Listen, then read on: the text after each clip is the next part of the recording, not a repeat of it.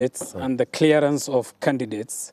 We have talked of the law and the legality to that extent. Yeah. There are candidates who accuse IEBC of bias in its clearance. I make reference, for example, to Dr. Ekuru Aukot, who was a presidential candidate in the 2017 election, Ruben Kigame, who intended to vie for this presidential position.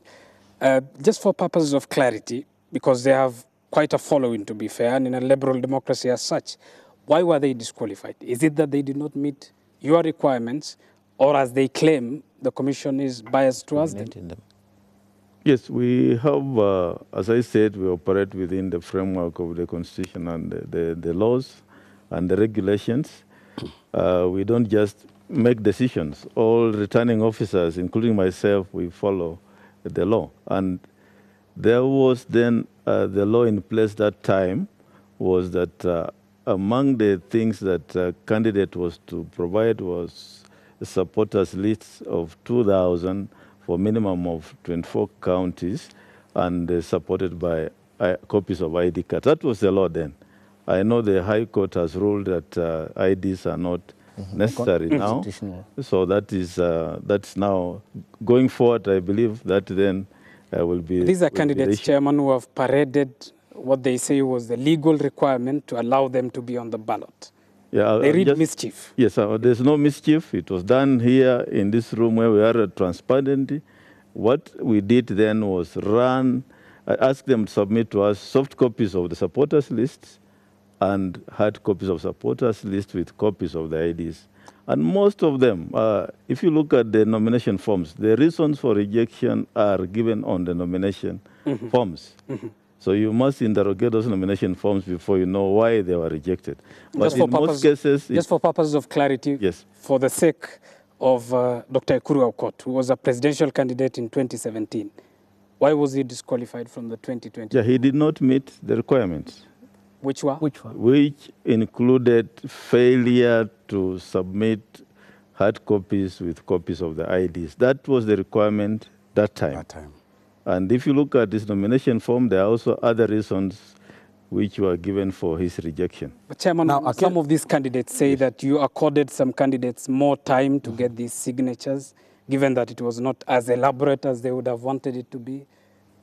Don't they have a right to read? Okay, let me put it this way. Yes. Some of those cases are still in court. I really don't want to discuss them right here in this forum. Okay. Of course, we're not discussing the details of those cases. Those are cases that will determine the election in 26 days, isn't it? Yeah, but some have not been concluded. So I don't want to prosecute court cases here. Okay. Because as you know, we are not discussing the details. Chairman and CEO, I need us to make progress. And of course, Kenyans can join this conversation by tweeting us their questions using the hashtag Chebukati Speaks 2022. Of course, Chebukati Speaks is also inclusive of the CEO here, Marjan Hussein Marjan. And as we exit from this topic, I would want to hear from you, because we're at a time, he is talking of 26 days, too close to the election. But also look at how other candidates have been cleared in this election, including the Nairobi governor candidate, that is Johnson Sakaja, was cleared on 7th of July. It was at the tail end of that window of clearance. How difficult is it, especially for IEBC, to deal with questions of integrity of documentation presented to you at a time that you have no authority to vet documents like what has been presented in this election? Well, it makes life very difficult for us.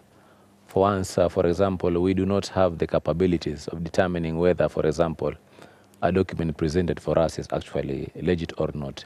If, for example, a university degree certificate has been presented to us and there's a letter from a Commission on University Education confirming that that degree is actually okay, we have no base of actually saying that this document is actually not true. And for example, if EACC, for example, were to say that this person should not be cleared, for example, like the documents that they provided to us in terms of listing of people that ought not to have been cleared, but at the same time, the self-declaration forms were actually given to them. It gives us very difficult, it puts us in a very difficult position as to which view should we take. the view that they have actually given us in terms of the self-declaration that they have given to the candidates, or the report they have given us. So it puts us at cross purposes. And therefore, for us, it makes our life very, very difficult. But for us, what is guiding us is the compliance checks that we have provided the returning officers. It's just a matter of ticking box in terms of whether these candidates miss these requirements or not. That is actually what made our life a little bit easier. But you can see now the issues that it has raised. Matters have been taken to court. And when they have been taken to court, we've got very little time for us to print the ballot papers. And therefore, it puts us in a very awkward position in terms of preparation as far as the logistics is concerned. What would you want to see moving forward to correct all these troubles that you're having?